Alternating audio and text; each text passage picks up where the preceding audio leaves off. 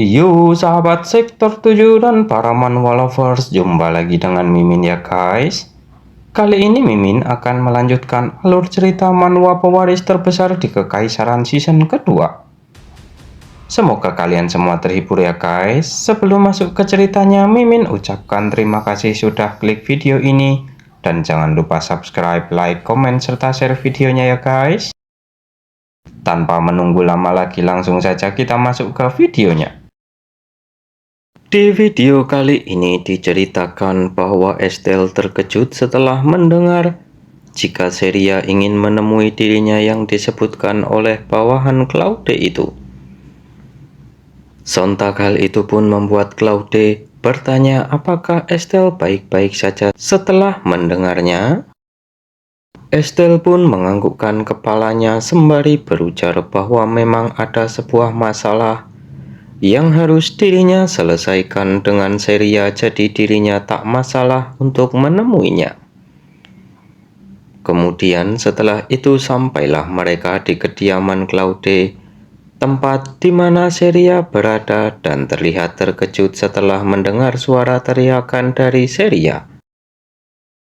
Dan di sana Estelle pun disambut oleh Luria. Claude pun bertanya kepada Luria bagaimanakah keadaan Seria saat ini. Mendengar hal itu, Luria pun menjelaskan bahwa Seria terus saja membicarakan omong kosong dan semua akan tahu saat Putri Estelle datang nanti.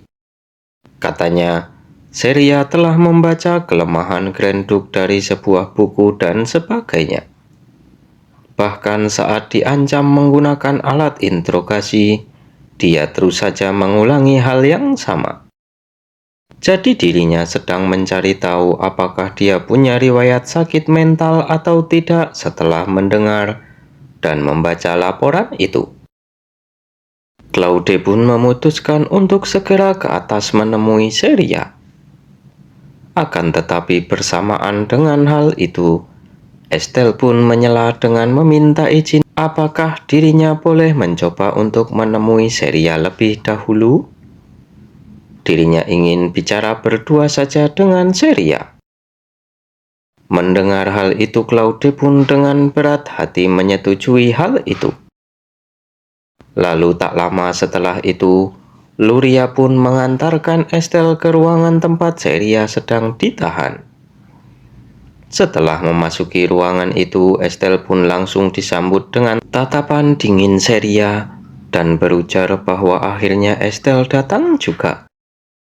Kemudian berujar bahwa Estelle memang sudah berhasil merubah takdirnya, di mana seorang pemeran pendukung bisa mengalahkan pemeran utama serta membuat akhir ceritanya sendiri. Lalu setelah itu berteriak ke arah Estelle, sembari berujar bahwa apakah Estelle sudah senang dan puas karena sudah merebut semuanya dari dirinya.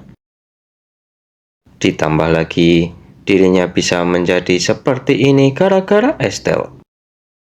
Mendengar hal itu, Estelle pun dengan muka seriusnya bertanya apakah Seria sudah membuat kesepakatan dengan Johan dengan mengorbankan Claude. Dengan marahnya, Seria pun membenarkan perkataan dari Estelle karena hanya itulah pilihan terakhir yang dirinya miliki. Sebab Claude harus berakhir dengan dirinya. Karena itu merupakan akhir sesungguhnya dari cerita ini. Tapi nyatanya, tak ada yang bisa dirinya lakukan karena dirinya hanyalah putri dari keluarga Count. Estelle telah menghancurkan semuanya. Bahkan keluarga Brienne yang tersisa juga ikut hancur. Karena itulah dirinya memberikan penawaran itu lebih dahulu kepada putra mahkota dengan memberitahu kelemahan Claude. Dengan imbalan dirinya akan mendapatkan Claude. Entah bagaimanapun caranya, dirinya harus tetap berakhir dengan Claude. Mendengar hal itu, Estelle pun terlihat kesal dan berujar bahwa bagaimana bisa Seria memanfaatkan orang lain seperti itu. Dirinya tak bisa mengerti kenapa Ceria begitu terobsesi dengan akhir dari cerita itu.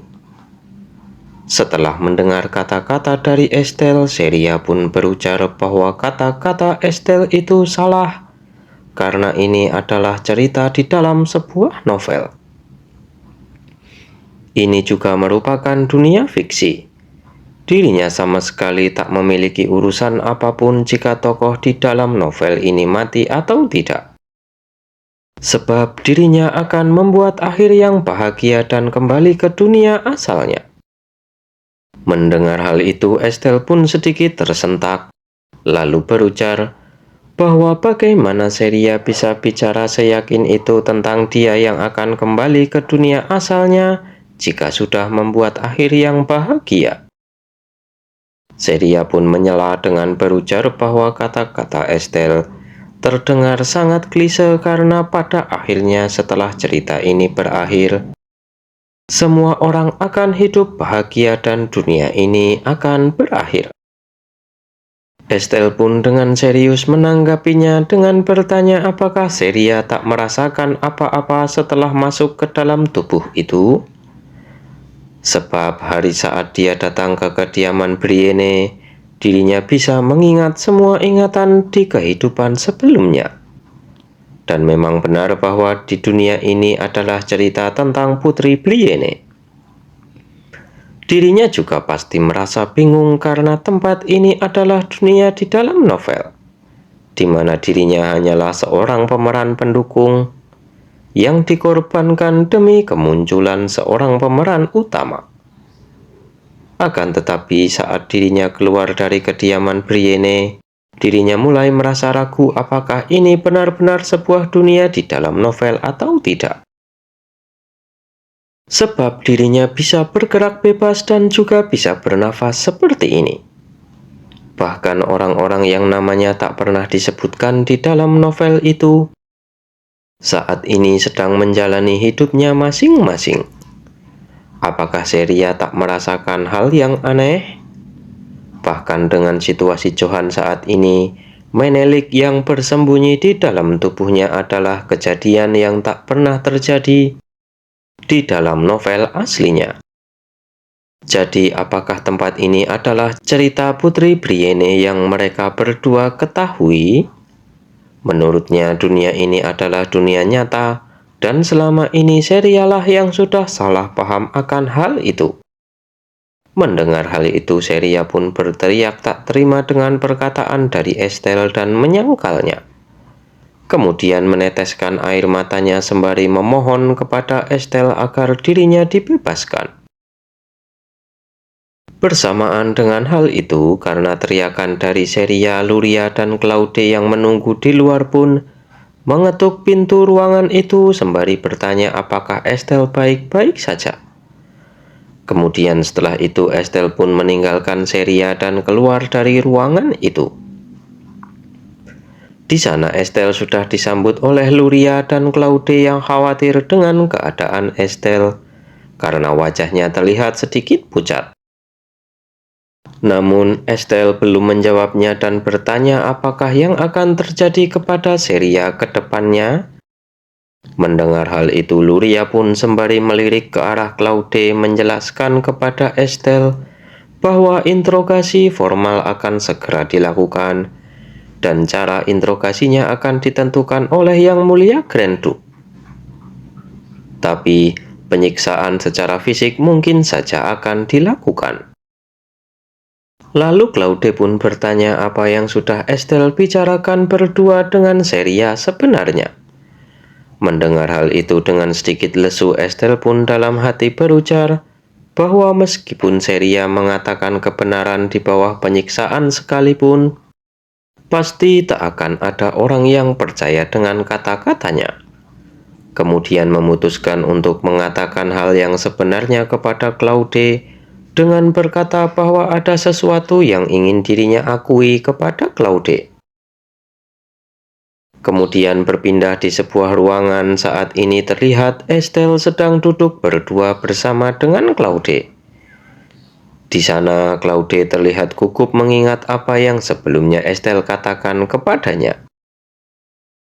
Namun lamunan itu disadarkan oleh permintaan maaf Estelle yang berujar bahwa dirinya secara mendadak mengatakan hal itu. Tapi dirinya merasa jika dirinya harus mengatakan hal ini sesegera mungkin kepada Claude. Pikiran Claude pun melayang entah kemana hingga membuat wajahnya pun memerah setelah mendengar kata-kata dari Estelle itu. Lalu keheningan itu pun pecah setelah Estelle berujar jika apa yang Celia ucapkan itu semuanya memang benar adanya. Sontak hal itu membuat Claude pun terkejut. Tak sampai di situ saja, Estelle kembali meminta agar Claude mendengarkan dirinya baik-baik. Karena semua hal yang dirinya sampaikan saat ini adalah sebuah kebenaran tanpa kebohongan sama sekali. Kemudian Estelle mulai menjelaskan bahwa dirinya pernah membaca sebuah buku di kehidupannya yang sebelumnya. Meskipun akan sedikit membingungkan, dirinya memohon agar Claude mau mendengarkannya sampai selesai.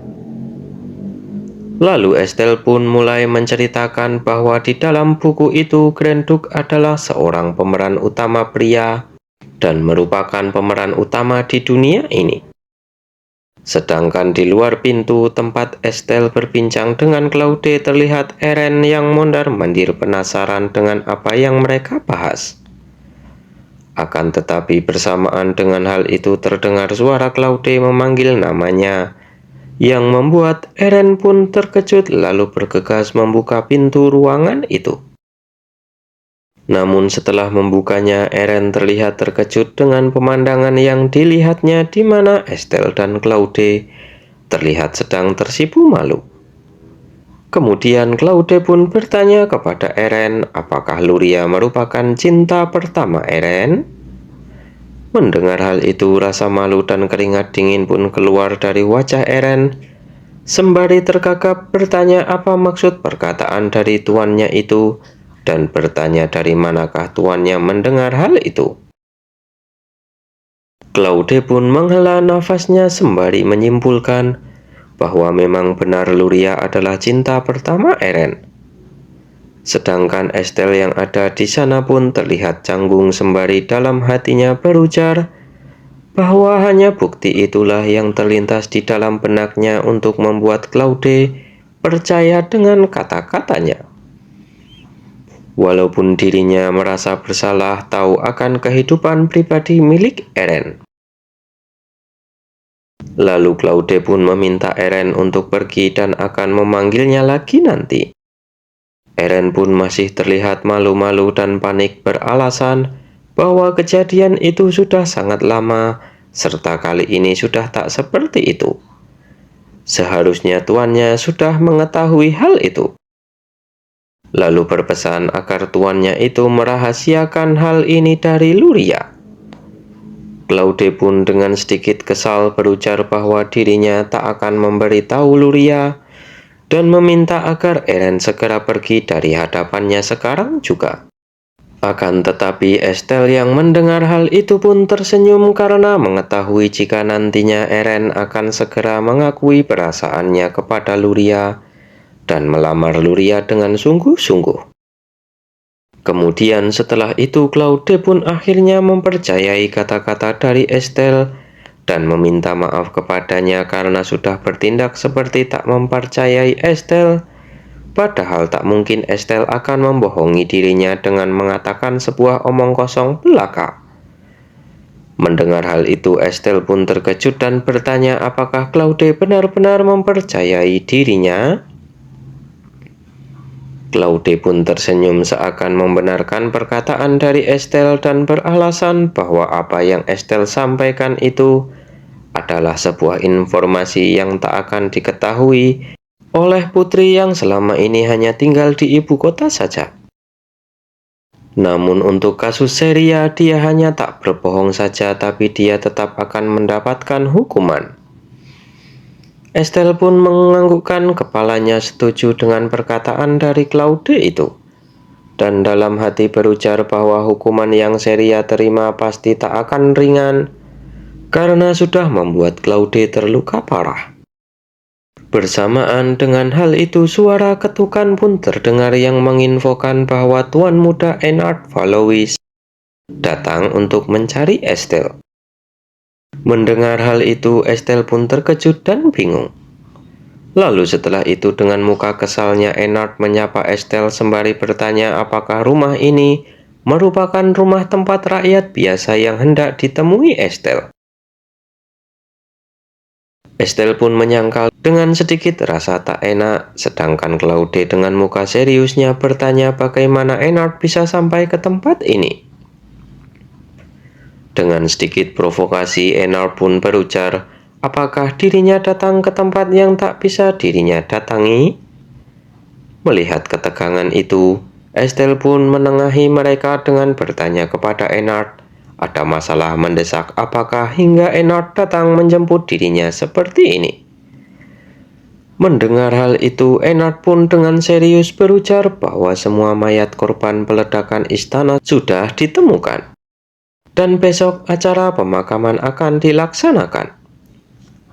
Lalu setelah itu memanas-manasi Claude dengan merangkul pundak Estelle berpamitan untuk pulang terlebih dahulu. Kemudian tak lama setelah itu mereka pun pergi diantar oleh Claude. Namun Ennard terlihat sinis melirik ke arah Claude sembari berjalan pergi dari sana. Kemudian menghela nafasnya sembari berujar kepada Estelle bahwa dirinya tahu karena pernah mendengarnya di usia Estelle saat ini. Wajar jika dia tertarik kepada pria-pria berbahaya.